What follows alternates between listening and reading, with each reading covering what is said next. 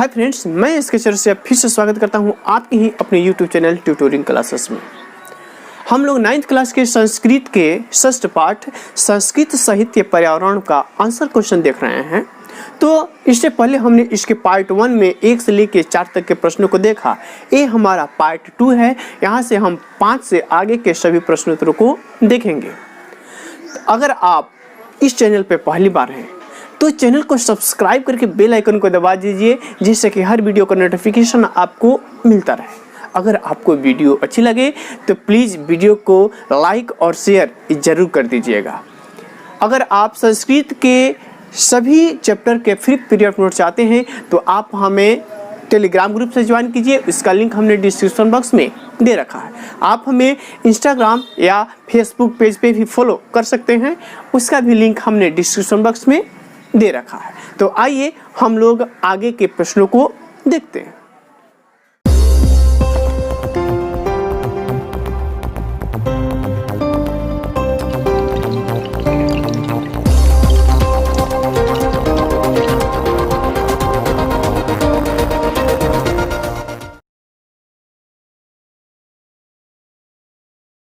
हमारा चौथा प्रश्न है बाबू, कोष्ठात उचित पदम चित्वा रिक्त स्थानानि पूर्यत, यानी हमें खाली स्थान में उचित पद को भरना है।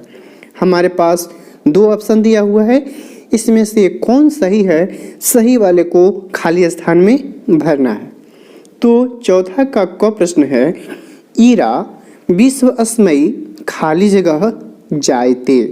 अब हमारे पास 2 ऑप्शन है, देवाय या भुवनाय। तो सबसे पहले ये एक श्लोक का अंश है, उस श्लोक को हम आपको दिखाते हैं तो आप समझ जाइएगा उस खाली जगह पे क्या रहेगा। आइए उस श्लोक को देखते हैं। हमारे पास वो श्लोक है, ईरा विश्वस्मयी भुवनाय जायते यत पर्जन्यः पृथ्वीन रेत शावती। तो हमको इस लाइन से मतलब न है। अब ईरा विश्वस्मयी, अब देवाय होगा कि भुवनाय होगा, तो आप समझ गए होंगे कि खाली स्थान पे क्या होगा, भुवनाय। आइए ख प्रश्न की ओर बढ़ते हैं।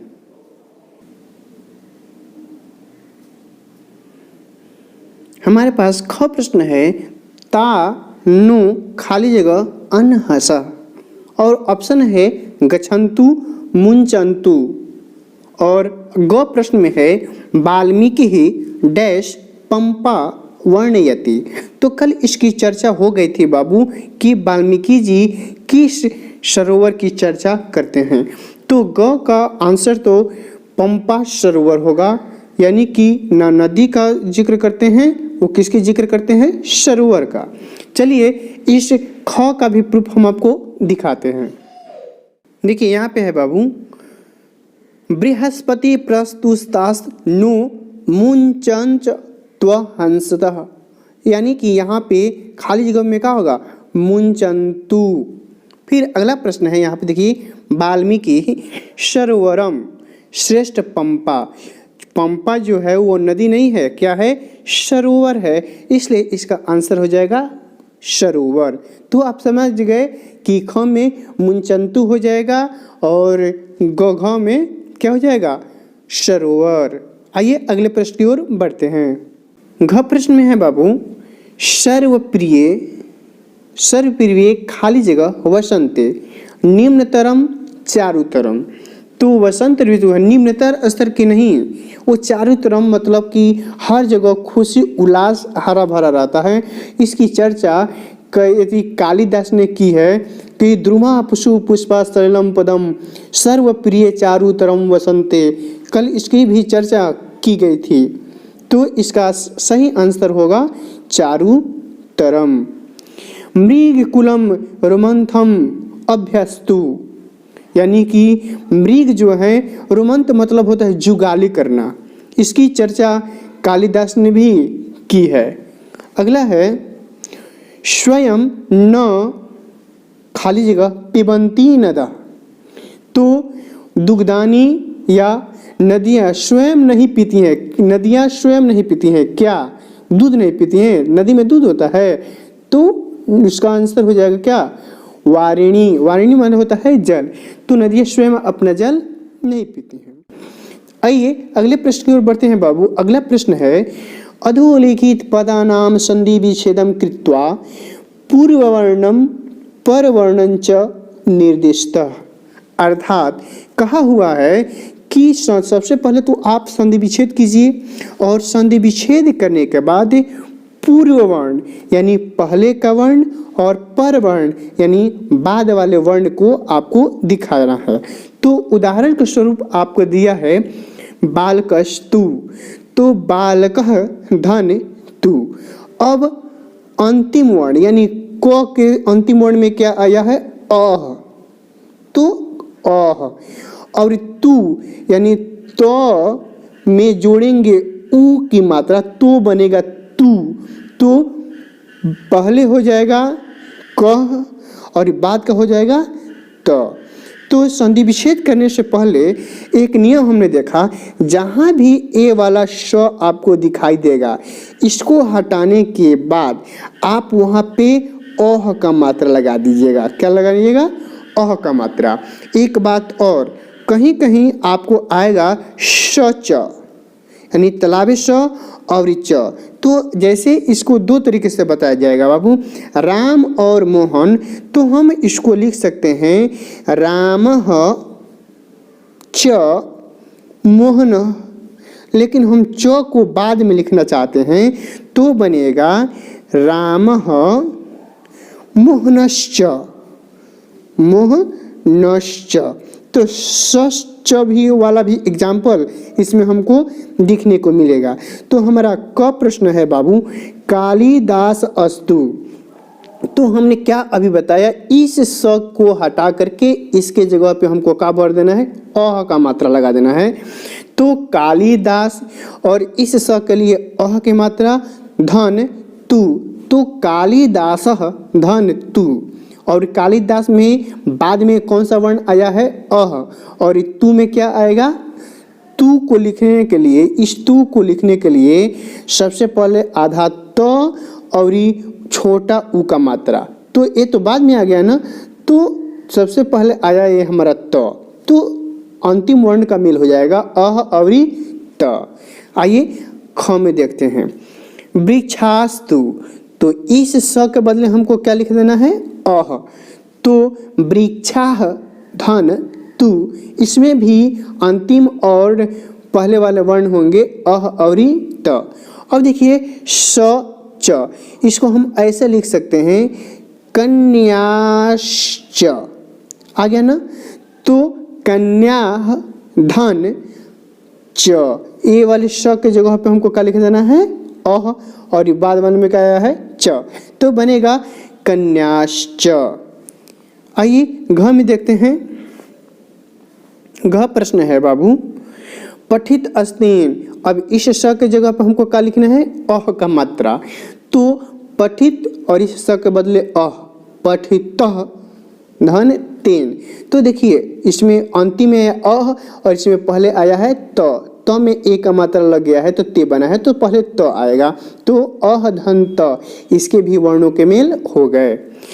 मुहु अस्ताडितम, अब जहाँ भी ये श दिखाई दिया है इसके बदले हमको क्या लिखना है अह का मात्रा, तो मुहु और इस स के बदले अह, मुहु धन ताडितम, तो इसमें आया है देखिए मुहु, तो अह और इसमें तो आएगा क्या,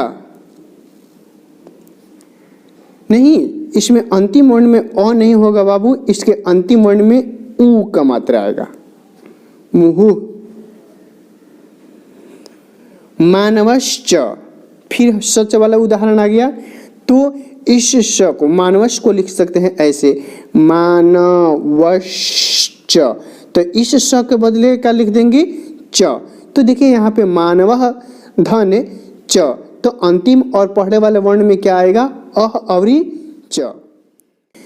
आइए अगला प्रश्न है बाबू अधोलिखित पदेषु मूल शब्दम विभक्तिम वचनम लिखत, यानी कि हमारे पास जो शब्द दिया गया है उसको मूल शब्द भी लिखाना है, विभक्ति भी बताना है और वचन भी बताना है। जैसे आपको पहले एग्जाम्पल दे दें, यहाँ पर लिखा है लिखती, तो यहाँ पे मूल शब्द क्या है हमारा लीख। तो इसी तरह से हमें यहाँ पे बताया। चलिए उदाहरण में आपको दिया हुआ है बाबू वैज्ञानिक के, तो इसका मूल शब्द हो गया वैज्ञानिक और विभक्ति हो गया सप्तमी। कैसे? बालक शब्द रूप याद कीजिए, बालके, बालकयु, बालकेशु, बालके, तो ये है हमारा एक वचन में। पर्यावरणम, तो पर्यावरण का स्वरूप चलेगा, ये भी हमारा हो जाएगा प्रथम पुरुष प्रथमा एक वचन। फिर साहित्य, तो बालके एक वचन, तो इसका भी मूल शब्द हो जाएगा साहित्य, विभक्ति हो जाएगी सप्तमी और वचन हो जाएगा एक वचन। भुवनाय, तो इसका मूल शब्द होगा हमारा भुवन, विभक्ति हो जाएगी चतुर्थी। बालकाय, बालकाभ्याम, बालकेभ्य, तो देखिए बालकाय बालकेभ्य यानी आय अभ्य, ये दोनों हमारे चतुर्थी विभक्ति हैं, लेकिन ये हमारा चतुर्थी विभक्ति एक वचन का बात होगा और ये चतुर्थ विभक्ति बहुवचन का बात होगा, जो कि यहाँ पे हमने बताया है। स्वरूपेषु, तो ये हमारा सप्तमी विभक्ति का रूप है बालकेषु, बालके, बालकयो, बालकेषु, तो इसलिए ये हमारा मूल शब्द होगा स्वरूप, विभक्ति होगी सप्तमी, वचन होगा बहुवचन। वृक्षान, इसका मूल शब्द होगा वृक्ष, विभक्ति होगी द्वितीया और वचन होगा बहुवचन। आइए अगले पृष्ठ की ओर बढ़ते हैं। अगला प्रश्न है बाबू अधोलिखित क्रियापदेषु, यानी क्रियापद दिया गया है जिसमें अब आपको धातु बताना है यानी क्रिया बताना है, लकार बताना है, पुरुष भी बताना है, वचन भी बताना है, यानी हमें 4 बातें बताना है। अगर आपने लकार वाला वीडियो नहीं देखा है तो संस्कृत ग्रामर करके आप प्लेलिस्ट में जा सकते हैं, या हम डिस्क्रिप्शन बॉक्स में संस्कृत ग्रामर करके एक लिंक दिए हुए हैं, आप क्लिक करके संस्कृत ग्रामर के सभी वीडियो यानी कि लकार के देख सकते हैं। बहुत ही अच्छे तरीके से आपको अनुवाद हम बताए हैं, तो आप सबसे पहले आप उसको देख लीजिएगा तो और बेटर है, नहीं तो इस वीडियो के अंत में आप उसको देख लीजिएगा। तो आइए आगे बढ़ते हैं, हम लोग देखते हैं। एग्जाम्पल के ऊपर दिया है कथयति, तो इसमें धातु होगा कथ, तो ती तह अंति। हमने प्रत्येक धातु को याद करने का संजीवनी बूटी करके एक थंबनेल पे बताया हुआ है, यानी ट्रिक याद करने की जबरदस्त वीडियो बनाया है, वो भी हम संस्कृत ग्रामर प्लेलिस्ट में डाल चुके हैं, तो उसको देख लीजिएगा। लकार पहचानने का ट्रिक है वो। तो कथयति में ती तह अंति, तो ये हमारा लट लकार यानी वर्तमान काल में है। ये हमारा प्रथम पुरुष का है, पर दे के और पुरुष नहीं है तो समझ जाइएगा बाबू प्रथम पुरुष में है। ती तह अंति यानी ती एक, तह दो, अंति बहु, तो ये हमारा कथ धातु है, लकार लट है, पुरुष प्रथम पुरुष और वचन एक वचन है। भवती ये भी सेम है, लेकिन धातु हमारा क्या हो जाएगा भू धातु हो जाएगा। रक्षति ये भी हमारा धातु क्या है रच है, बाकी सब वही है, लट लकार प्रथम पुरुष एक वचन में है। आइए आगे बढ़ते हैं हम लोग। कुर्वन्तु यानी क्री मने होता है करना, तो मूल धातु होगा हमारा कृत। अब याद कीजिए तू ताम अंतु, तो तू एक वचन, तू ताम, तू ताम अंत, तू ताम अंतु, तो यहाँ पे क्या हो जाएगा बाबू लोट लकार, विधि लिंग है ये, लोट लकार सॉरी विधि लिंग कर रहे हैं, लोट लकार आ गया आदेश के लिए सेंस में आता है, विधि लिंग तो चाहिए हो गया। ये प्रथम पुरुष बहुवचन में है। मुंचंचु मुंचंतु, तो ये हमारा मुंच धातु है और लकार क्या हो जाएगा लोट प्रथम पुरुष बहुवचन में हो जाएगा।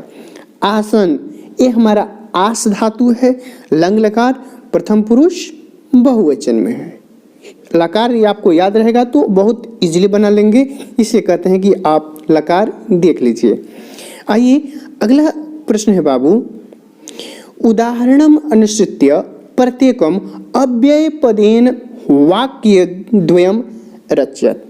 तो हमको अव्यय पे आधारित एक वाक्य बनाया हुआ है, हमको दूसरा वाक्य बनाना है। तो सबसे पहले हम कहेंगे बाबू अव्यय किसे कहते हैं। अगर आपने अव्यय जान गया तो आप इसको चुटकी बजा करके बना सकते हैं। कहने का मतलब बिल्कुल आसान में, अगर हम अव्यय ही नहीं पहचानेंगे तो हम सवाल कैसे बनाएंगे। तो सबसे पहले अगर आप ये वीडियो देख रहे हैं तो नोट्स बनाते चलिए। आइए लिखते हैं, आप भी लिखिए। तो अव्यय उसे कहते हैं बाबू जो अपने लिंग, वचन और पुरुष के अनुसार परिवर्तन नहीं होते। अर्थात अव्यय वे शब्द होते हैं जिनके रूप में परिवर्तन नहीं होता है। एज फॉर एग्जाम्पल, लड़का है, लड़की है, या लड़का और लड़की दोनों हैं। तो लड़की होगी तभी कहेंगे यहाँ आओ, लड़का है तभी कहेंगे यहाँ आओ, और लड़का और लड़की यहाँ आओ। अब यहाँ में कोई चेंजिंग हुआ है? कोई नहीं हुआ है। तो यहाँ का होता है संस्कृत में अत्र, वहाँ का होता है तत्र, सभी जगह का होता है सर्वत्र। यानी कि अव्यय का एक स्पेशल वीडियो हम बनाएंगे, बहुत मज़ा आएगा। फिलहाल समझ गए कि अव्यय वो होते हैं जो लिंग, वचन और विभक्ति के अनुसार नहीं बदलते हैं। आइए तो आगे बढ़ते हैं। एक वाक्य आपको बनाया हुआ है आधुना। आधुना ये आपके पाठ्य पुस्तक में बनाया हुआ है। आधुना माने होता है आजकल। आधुना माने आजकल। आधुना पर्यावरणस्य चर्चा भवति। आजकल पर्यावरण की चर्चा होती है। अब इस आधुना शब्द से हमने स्टार बना के एक अलग वीडियो, अलग वाक्य बनाया है। तो आप केवल यही वाक्य नहीं बना सकते हैं, आधुना का प्रयोग करके आप कई भी वाक्य बना सकते हैं। हमने बनाया है आधुना अहम फलम खादामि। अनुवाद बनाने आ गया तो आपकी वल्ले वल्ले है, आप वाक्य बना सकते हैं। तो आधुना का हमने बनाया, आधुना अहम फलम खादामि, आजकल मैं फल खाता हूँ। अत्र, अत्र मतलब होता है यहाँ। तो आपके पाठ्य पुस्तक में ये बनाया हुआ है। अत्र पर्जन्यः देवः स्तूयते। यहाँ मेघ देवता की स्तुति होती है। लेकिन हमने बनाया अत्र कृषकाः निवसन्ति, यहाँ किसान रहते हैं। आइए एक अव्यय है हमारा इति। इति बाबू संज्ञा है, वो भी स्त्रीलिंग। इसका प्रयोग वाक्य में समाप्ति सूचक के सेंस में करते हैं, जैसे अंत में, समाप्त में या पूर्णतः वाले सेंस में करते हैं। यानी कि वाक्य समाप्ति का बोध कराते हैं, चाहे वो पूर्ण हो, पहले हो, बाद में हो या संपूर्ण हो।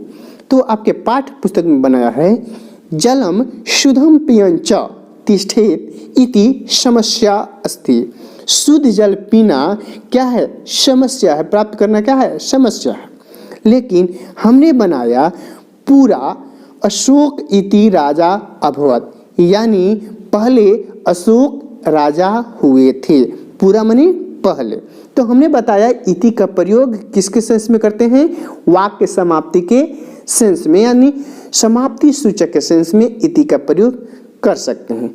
आपके पाठ्य पुस्तक में भी एक बनाया गया है कि साहित्यकारः असंतुलन भवेत इति प्रयासशीलः आसन, यानी कि प्रकृति असंतुलित न हो इसके लिए साहित्यकार क्या कहते हैं? प्रयत्नरत हैं। तो आपको यह वीडियो कैसा लगा हमें जरूर और जरूर बताइए। साथ ही आप इस वीडियो का PDF फाइल डिस्क्रिप्शन बॉक्स से भी डाउनलोड कर सकते हैं। चलिए इस वीडियो में इतना ही, तब तक के लिए धन्यवाद।